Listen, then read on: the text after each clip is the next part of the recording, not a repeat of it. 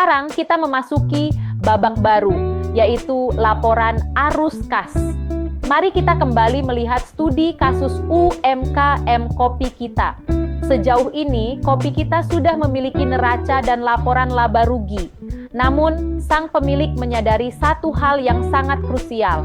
Ia juga harus tahu persis bagaimana pergerakan arus kas yang masuk dan keluar selama tahun pembukuan 2024. Mengapa hal ini sangat penting? Karena ada sebuah realita pahit dalam bisnis.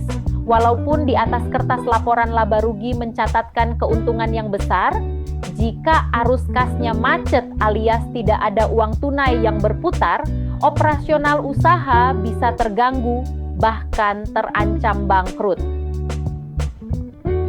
Mari kita bedah bagian pertama dari laporan arus kas kopi kita tahun 2024, yaitu arus kas dari aktivitas operasi. Perlu diingat, semua angka di sini dalam jutaan rupiah.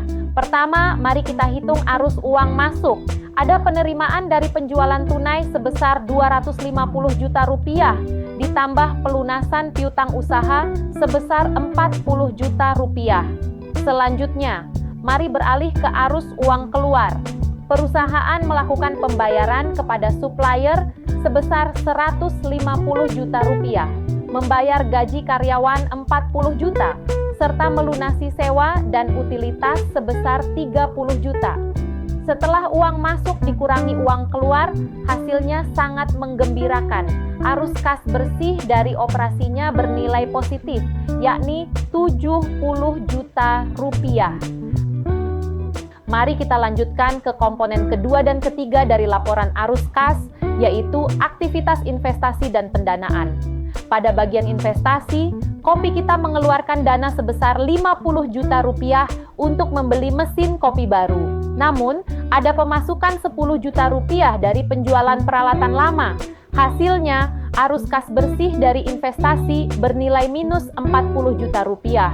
Selanjutnya, mari tinjau aktivitas pendanaan. Ada uang masuk dari pinjaman bank baru sebesar 20 juta rupiah. Sayangnya, saldo ini terpotong untuk angsuran utang 15 juta dan penarikan modal pribadi atau private sebesar 10 juta rupiah. Akibatnya, arus kas pendanaan juga berakhir minus 5 juta rupiah. Mari kita rekap pergerakan uang tunai ini untuk melihat kenaikan kas bersih kopi kita sepanjang tahun 2024. Kita mulai dari titik awal. Pada tanggal 1 Januari, saldo tunai yang dimiliki usaha ini adalah 15 juta rupiah. Kemudian, kita masukkan perubahan kas bersih dari 3 aktivitas sebelumnya. Angka ini berasal dari arus positif operasi 70 juta, dikurangi pengeluaran investasi 40 juta, dan dikurangi arus pendanaan 5 juta. Hasilnya, ada penambahan kas sebesar 25 juta rupiah. Terakhir, tambahkan penambahan 25 juta ini dengan kas awal. Hasilnya, pada tanggal 31 Desember, kas akhir perusahaan ditutup kokoh menjadi 40 juta rupiah. Sekarang, mari kita terjemahkan angka arus kas kopi. Kita tadi menjadi sebuah analisis bisnis. Pertama, kas operasi positif 70 juta rupiah. Ini sinyal yang sangat bagus, artinya mesin utama bisnis terbukti sehat dan mampu mencetak uang tunai murni. Kedua, investasi menyerap 40 juta rupiah. Meski uang keluar, ini adalah langkah strategis karena dana dipakai membeli mesin baru demi pertumbuhan jangka panjang. Ketiga, pendanaan neto minus 5 juta. Ini wajar terjadi karena pembayaran cicilan utang dan penarikan modal pemilik lebih besar daripada pinjaman baru. Terakhir, kas akhir ditutup kokoh di angka 40 juta rupiah. Meningkat pesat dari saldo awal 15 juta yang membuktikan likuiditas usaha ini semakin membaik. Untuk mempermudah pemahaman, mari kita perhatikan visualisasi grafik batang arus kas kopi kita di layar. Grafik ini dengan sangat jelas membedakan arah pergerakan uang tunai.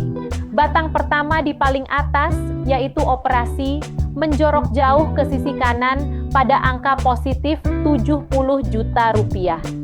Ini membuktikan kekuatan mesin pencetak uang utama kita. Sebaliknya, batang kedua untuk investasi menjorok ke kiri di angka minus 40 juta rupiah. Begitu pula batang pendanaan yang sedikit ke kiri di angka minus 5 juta rupiah. Namun, perhatikan batang paling bawah. Dari akumulasi ketiga aktivitas tersebut, perubahan kas secara keseluruhan tetap menjorok ke kanan sebesar positif 25 juta rupiah. Sebagai penutup dari studi kasus ini, mari kita tarik 4 kesimpulan penting dari pembelajaran arus kas. Pertama, laporan ini sifatnya sangat berbeda dengan laba rugi. Fokusnya murni pada pergerakan uang tunai real yang benar-benar keluar dan masuk. Kedua, bisnis kopi kita terbukti sehat. Walau mereka mengeluarkan banyak kas untuk investasi, mesin operasi utamanya tetap tangguh mencetak kas positif. Ketiga, kepemilikan kas akhir sebesar 40 juta rupiah membuat posisi perusahaan sangat aman untuk menutupi gaji karyawan, cicilan, hingga kebutuhan mendadak. Terakhir, pesan terpenting untuk kalian. Jangan sekadar terpesona oleh angka untung di laba rugi, tetapi selalu selidikilah apakah wujud uang tunainya benar-benar ada.